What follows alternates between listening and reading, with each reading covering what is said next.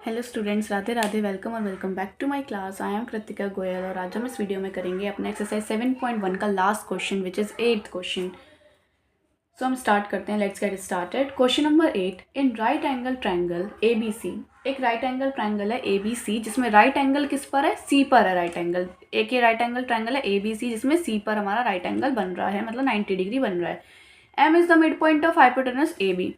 ए B एक hypotenuse है जिसका मिड पॉइंट क्या है? एम। मतलब ये बोला है ये इसका मिड पॉइंट है। मिड पॉइंट है तो ये सब आपस में क्या होंगे? इक्वल होंगे। दो इक्वल पार्ट में डिवाइड करता है एम, तो मतलब मिड पॉइंट। तो सी इज जॉइंट टू एम। अब जो सी है वो एम से जॉइंट भी हो रहा है and produce to a D. अब ये जो एम है इससे जॉइन हो रहा है, जो सी वो प्रोड्यूस हो रहा है, मतलब आगे तक जा रहा है, किस कहाँ तक? डी तक। Such that D M is equal to C M. और इसी की वजह से डी एम जो है वो सी एम के भी इक्वल है। Point D is join to point B. D को हमने बी से भी ज्वाइन किया है, हम फिगर देख सकते हैं। शो दैट, हमें शो क्या करना है? फर्स्ट पार्ट है triangle A M C triangle B M D के कॉन्ग्रुएंट है। ए एम सी मतलब ये वाला और बी एम डी मतलब ये वाला, इन दोनों को हमें कॉन्ग्रुएंट प्रूफ करना है। ठीक है, तो देखते हैं हम कैसे करेंगे इसको कॉन्ग्रुएंट प्रूफ। सबसे पहले हम लिखेंगे इन ट्रायंगल ए एम सी, जिसको हमें कॉन्ग्रुएंट प्रूफ करना है उन्हीं को, and triangle B M D. अब इन दोनों ट्रायंगल में देखते हैं कि गिवन, देखो ये हमें गिवन था ना, C M is equal to D M. हमें इसके गिवन है ये कि इक्वल है ये हमारा। ठीक है, और हमें क्या दिख रहा है इसमें? देखो ये वर्टिकली अपोजिट एंगल दिख रहे हैं हमें इसमें। मैंने बताया था आमने सामने बिल्कुल वर्टिकली अपोजिट एंगल, तो हम लिख देंगे एंगल, एक तो हो जाएगा हमारा ए एम सी इक्वल हो जाएगा एंगल बी एम डी के। क्यों? Alternate interior angle. ठीक है, सॉरी ऑल्टरनेट नहीं, वर्टिकली अपोजिट एंगल। ऑल्टरनेट ध्यान रख, वर्टिकली अपोजिट एंगल है ना, इसको क्या बोलते हैं? Vertically opposite. ऑल्टरनेट कैसे होते हैं कि एक इधर का और एक इधर का। ठीक है, कंफ्यूज नहीं होना। ए एम सी हमारा बी एम डी के किसकी क्यों इक्वल होगा? क्योंकि ये वर्टिकली अपोजिट एंगल है। और देखते हैं क्या बोल रखा है। देखो ए एम हमारा बी एम के इक्वल होगा। अभी जैसे हमें पता चला, क्यों? क्योंकि M is the mid point. M is mid point of A B. आपको इस शॉर्ट फॉर्म में नहीं, फुल फॉर्म में ही लिखना है, वरना एग्जाम में मार्क्स कट सकते हैं। Therefore triangle A M C हमारा कॉन्ग्रुएंट हो गया ट्रायंगल बी एम डी के। किसकी वजह से कॉन्ग्रुएंट प्रूफ हुआ? कौन से? Side angle side. कौन से क्राइटेरिया से? साइड एंगल साइड से हमारा कॉन्ग्रुएंट प्रूफ हो गया। क्लियर है? तानी आज कौवे को क्या हो गया है? देखते हैं नेक्स्ट सेकंड पार्ट। ये बहुत ईजी था हमारा कॉन्ग्रुएंट प्रूफ करना। सेकंड पार्ट देखते हैं। Angle D B C is a right angle. हमारा एंगल डी बी सी एक राइट एंगल है, इसे कैसे प्रूफ करेंगे? देखो अभी हमने प्रूफ किया कि हमारा कॉन्ग्रुएंट है। मैंने फिगर दोबारा बना दी, यहाँ पे देख सकते हो कि ए एम सी हमने बी एम डी के कॉन्ग्रुएंट प्रूफ कर दिया। ठीक है, तो देखो हमें पता है कि हम सी पी सी टी से भी कुछ भी प्रूफ कर सकते हैं, है ना। तो देखो इनमें अगर हम ये वाला ए सी एम और बी एम डी अगर हम इसके इक्वल प्रूफ कर दें तो क्या होगा? देखते हैं। ए सी एम किसके इक्वल प्रूफ कर दें? बी एम डी के। तो देखो क्या होता है। A C M is equal to angle B M D किससे? सी पी सी टी से। क्लियर है? तो हम सी पी सी टी से इक्वल प्रूफ कर रहे हैं। एक सेकेंड, ए सी एम हमें इसके इक्वल करना है क्योंकि ये तो कोई एंगल नहीं है। ए सी एम देखो ये इसके इक्वल कर लेते हैं। बी डी एम, ये सही से नेमिंग करनी है आपको। जिस भी एंगल की बात कर रहे हैं हम, वो बीच में आएगा। ठीक है, एंगल ए सी एम हमारा किसके इक्वल कर रहे हैं हम? बी डी एम के। हमने ये देखो एक ऑल्टरनेट इंटीरियर एंगल भी बना सकते हैं, बट ऑल्टरनेट इंटीरियर एंगल की प्रॉपर्टी हमारी पैरेलल साइड्स में होती हैं, तो इसलिए हम इसमें नहीं कर सकते। इसलिए हमने सी पी सी टी से इक्वल प्रूफ कर लिया इनको। ठीक है, अब क्योंकि हमने इनको सी पी सी टी से प्रूफ कर दिया तो these are also alternate interior angle. अभी हमने देखा ये ऑल्टरनेट इंटीरियर एंगल्स भी तो हैं, इसका मतलब पैरेलल हो रही होंगी साइड्स। मतलब ये हमने वाइस वर्सा किया है। हम क्या करते थे कि अगर पैरेलल है तो ऑल्टरनेट इंटीरियर एंगल होगा। इस बार हमने क्या किया है कि अगर ऑल्टरनेट इंटीरियर एंगल है तो पैरेलल भी होगा। ठीक है, तो हमने इसका मतलब ये दोनों पैरेलल हैं क्योंकि हमने इन दोनों को इक्वल प्रूफ किया और ये एक ऑल्टरनेट इंटीरियर एंगल्स भी बना रहे हैं। इससे हमें पता चलता है कोई दो लाइंस पैरेलल होंगी। कौन सी होंगी? यहाँ तो कोई लाइन है नहीं, तो इसका मतलब ए सी हमारी डी बी के पैरेलल होगी। ठीक है, अब क्योंकि हमारे पैरेलल हैं तो हमें एक चीज़ पता है, पैरेलल हो जाती हैं अगर कोई साइड्स तो को इंटीरियर एंगल का सम 180 डिग्री होता है।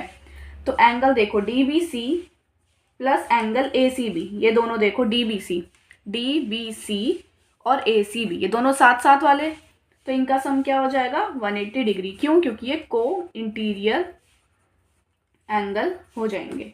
ठीक है, अब देखो क्या करेंगे, angle D B C plus, अब देखो ए सी बी हमें क्या दिया है, ए सी बी हमें ऑलरेडी 90 डिग्री गिवन है।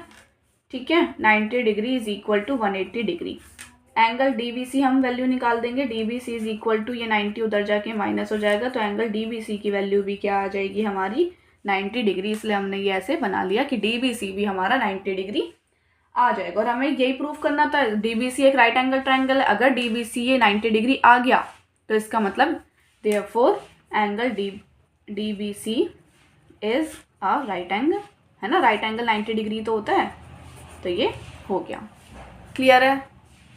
क्या किया, कॉन्ग्रुएंट प्रूफ करके सीपीसीटी से इक्वल प्रूफ किया। जो हमें दिख रहा है अल्टरनेट इंटीरियर एंगल्स भी बन रहे हैं, और अगर बन रहे हैं तो वो पैरेलल भी हो गए, और पैरेलल होने के बाद को इंटीरियर साइड्स का सम, को इंटीरियर एंगल का सम 180 डिग्री होता है। फिर हमें इसकी वैल्यू दी थी, हमने वो पुट करके इसकी निकाल ली, और अगर ये 90 है तो इसका मतलब डीबीसी हमारा राइट एंगल हो जाएगा।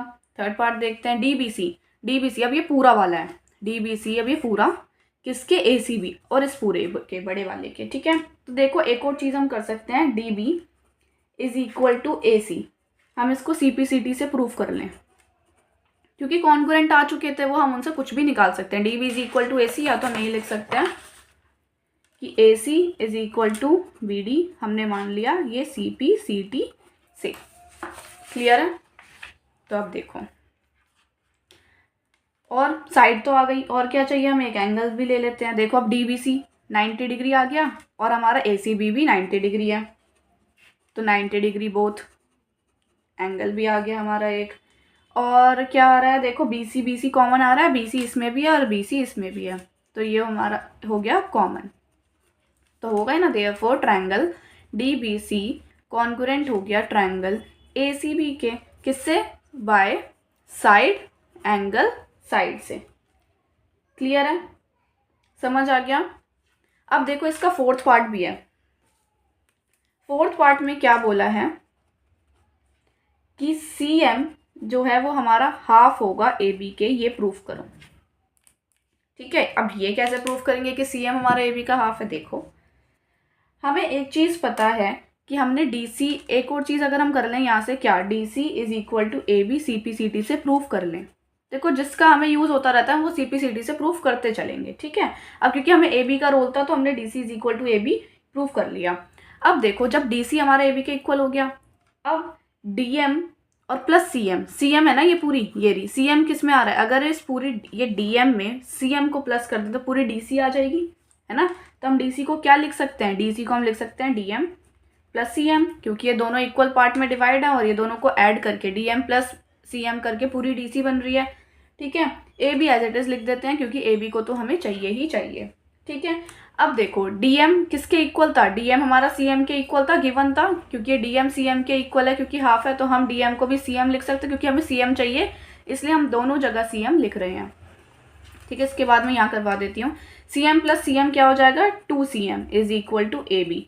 अब देखो ये 2 मल्टीप्लाई में है तो उधर जाके 2 क्या हो जाएगा, डिवाइड में हो जाएगा। हो गया, तो ये यही तो सेम चीज़ है, ऐसे लिखो या फिर ऐसे लिखो कि हाफ ऑफ ए बी, बस यही हमें प्रूफ करना था। क्लियर है? देखो C M is equal to half of A B चाहिए, तो हमारा सी एम देखो, सी एम हमारा डी एम के इक्वल है, तो अगर हम इस पूरी डी सी का यूज़ करें, क्योंकि ए बी का यूज़ हो रहा है इधर, तो अगर हम पूरी डी सी देखें तो डी सी को हम लिख सकते हैं D M plus M C, और क्योंकि हमें सी एम चाहिए, डी सी एम नहीं चाहिए, अगर हमें डी एम चाहिए होता तो हम दोनों जगह डी एम करते, अब दोनों इक्वल हैं तो हम इसका मतलब डी एम को भी सी एम लिख सकते हैं, क्योंकि इक्वल ही है, तो दोनों जगह सी एम लिख लिया, और 1cm प्लस 2cm तो क्या हो जाएगा, 1 है ना, दोनों cm तो 2cm हो गए, ए बी और ये 2 मल्टीप्लाई में, तो इधर आके डिवाइड, या फिर हम इसको हाफ ऑफ ए बी भी लिख सकते हैं। क्लियर है? इसी के साथ आपकी एक्सरसाइज होती है कंप्लीट।